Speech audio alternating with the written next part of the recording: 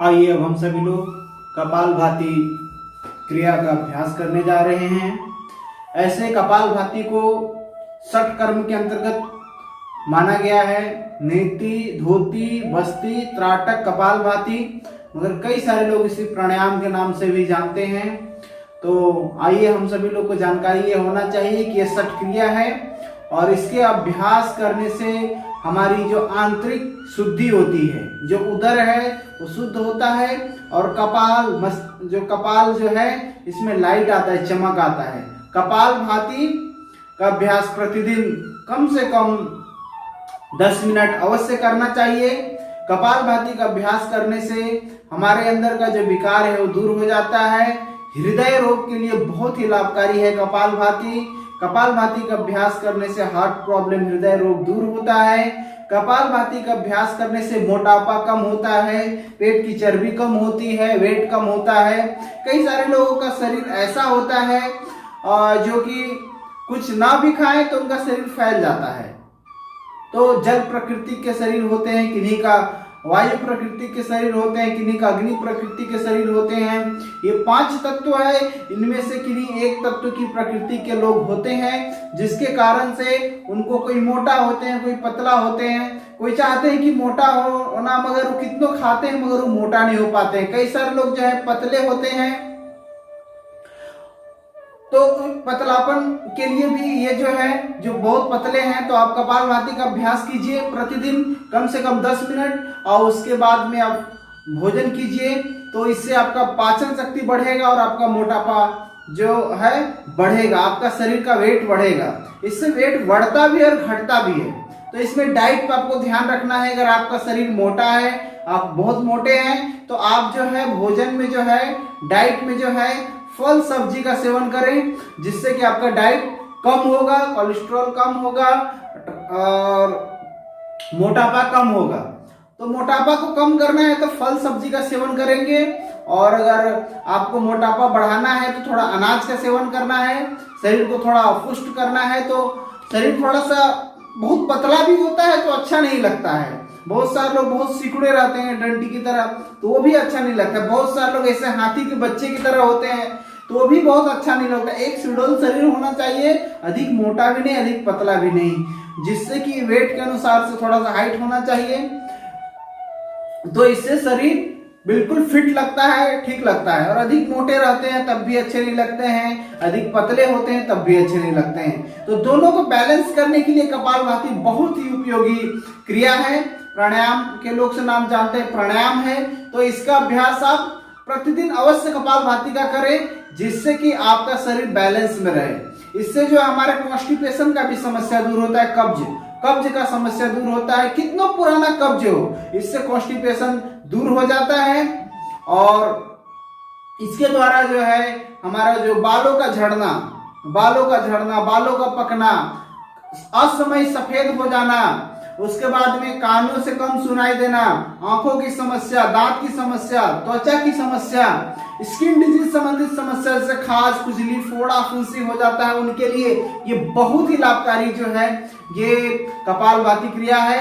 इसका अभ्यास प्रतिदिन करना चाहिए। हम सभी लोग को प्रतिदिन सुबह खाली पेट में इसका अभ्यास करना चाहिए। भोजन करने के कम से कम 4 से 5 घंटे के बाद में ही इसका अभ्यास, शौचालय से निवृत्त होने के बाद में करना चाहिए। और पेट भरा हुआ रहेगा और आप इसका अभ्यास करेंगे तो साइड इफेक्ट होगा, इसका गलत प्रभाव शरीर पर पड़ेगा। इसलिए हम सभी लोग को यह ध्यान रखना है कि भोजन जो है हम सभी लोग को करने के 3 से 4 घंटे के बाद में ही जो है कपालभाति क्रिया का अभ्यास करना है, पहले नहीं करना है। अगर पहले करेंगे तो हमें नुकसान होगा। इसलिए इस बात का सभी लोग ध्यान देंगे कि खाली पेट में ही कपालभाति का अभ्यास करेंगे। दूसरी बात, कपालभाति का अभ्यास जहां आप करें वहां वातावरण, ऐसे सारे प्राणायामों को करने के लिए वातावरण शुद्ध होना चाहिए। खुले वातावरण में करें तो उससे आपको ज्यादा लाभ मिलता है। और कोई गंदे जगह पे, बदबूदार जगहों पे अगर आप अभ्यास करते हैं तो इससे लाभ नहीं मिलता है बल्कि हानि होता है। इसलिए जब भी आप करें, अगर घर में कर रहे हैं तो खिड़की दरवाजा खोल के अभ्यास करें, और पार्क वगैरह सब में कर रहे हैं तो बहुत अच्छा है, इसमें कोई दिक्कत ही नहीं है। आइए हम सभी लोग जानते हैं कपालभाति का अभ्यास कैसे किया जाता है। कपालभाति का अभ्यास करने के लिए आपको सर्वप्रथम सिद्धासन में या सुखासन में या फिर पद्मासन, सबसे अच्छा माना गया है कपालभाति के लिए पद्मासन। देखिए ऐसे दाहिने पैर को उठाएंगे और बाएं पैर के जंघे के ऊपर रख देंगे ऐसे, और बाएं पैर को उठाएंगे और दाहिने पैर के जंघे के ऊपर रख देंगे। यह हो गया पद्मासन, पद्मासन का। अब इस आसन में आप बैठ के कपालभाति का अभ्यास कीजिए।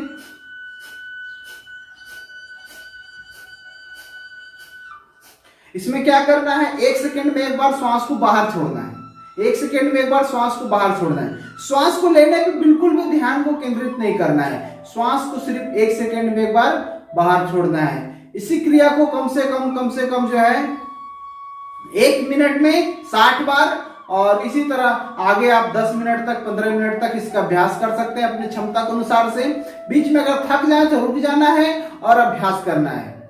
थक जाए रुक जाना है, कुछ देर रेस्ट करना है, फिर से अभ्यास करना है। इसी तरह कम से कम जो है 10 से 15 मिनट प्रतिदिन जो है कपालभाति का अभ्यास आप करें। ये बहुत ही लाभकारी अभ्यास है। आइए हमारे साथ में कुछ देर आप अभ्यास करें। अगर आप ऐसे नहीं बैठ पा रहे तो ऐसे बैठ जाएं आराम से। कोई जरूरी नहीं है कि आप पद्मासन में ही बैठ के करें, मगर अच्छा है पद्मासन में बैठ के करते हैं तो स्पाइनल कॉर्ड, रीढ़ की हड्डी जो है स्वाभाविक जो है सीधा हो जाता है। इसलिए जो है आप ऐसे भी सीधा बैठ के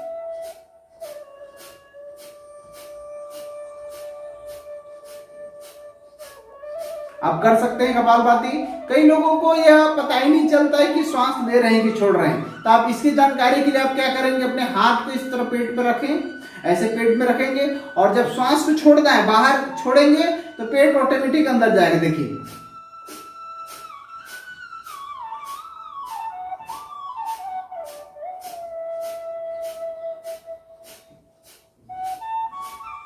आपको इससे पता चल रहा है कि पेट अंदर जा रहा है। तो यही क्रिया कंटिन्यू करते रहना है, श्वास को सिर्फ छोड़ना है।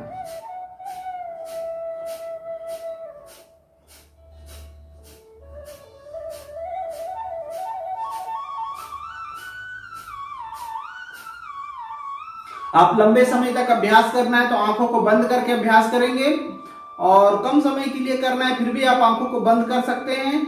आंखों को बंद करेंगे तो आंखों से जो हमारी एनर्जी है 85% एनर्जी आंखों के द्वारा ही बाहर निकल जाती है।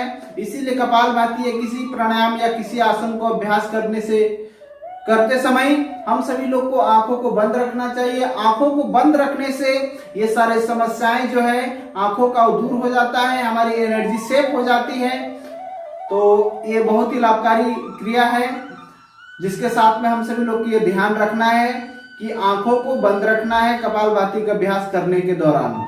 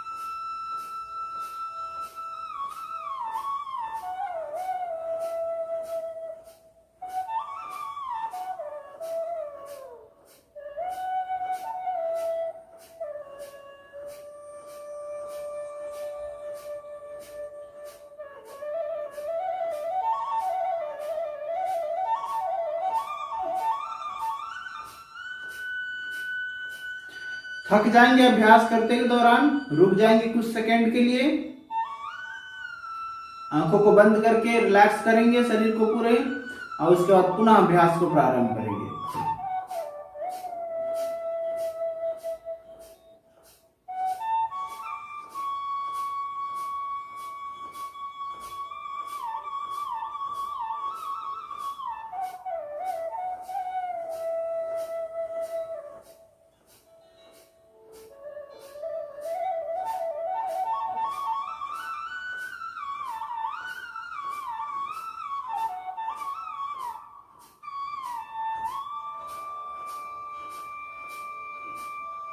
इसको गत्यात्मक ढंग से भी आप कर सकते हैं, थोड़ा तेजी से भी कर सकते हैं। उसमें 120 बार हो जाएगा, 60 नहीं 120 बार हो जाएगा या 90 बार होगा।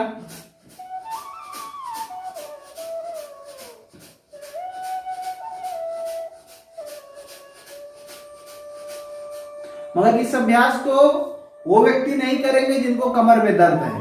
कमर में दर्द है और गति को धीमे कर देंगे, थोड़ा गति को और धीमा करके करेंगे तो आपका कमर का दर्द भी दूर हो जाएगा। कमर में दर्द है और आप तेजी से करेंगे तो कमर का दर्द बढ़ जाएगा। जिनको कमर में दर्द है इस तरह धीमी गति से करेंगे।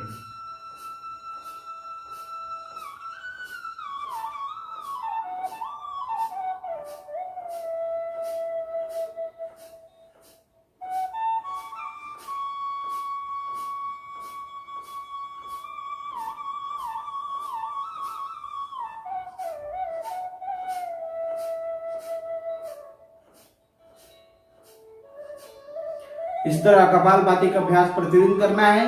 अभ्यास जैसे ही विराम दे आंखों को आप बंद करेंगे। आंख अगर खोल के अगर कर रहे हैं तो आंखों को बंद करेंगे, कुछ देर के लिए रिलैक्स करेंगे पूरे शरीर को। उसके बाद दोनों हाथों को गर्म करेंगे।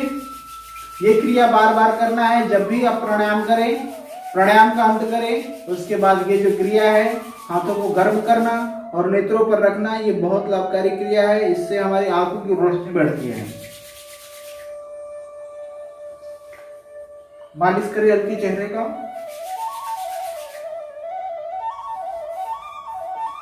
फोड़ा, फुंसी, दाग धब्बा जो है वो भी दूर हो जाता है इस क्रिया का अभ्यास से। धीरे धीरे आंखों को सामने खोलेंगे और अभ्यास को विराम देंगे।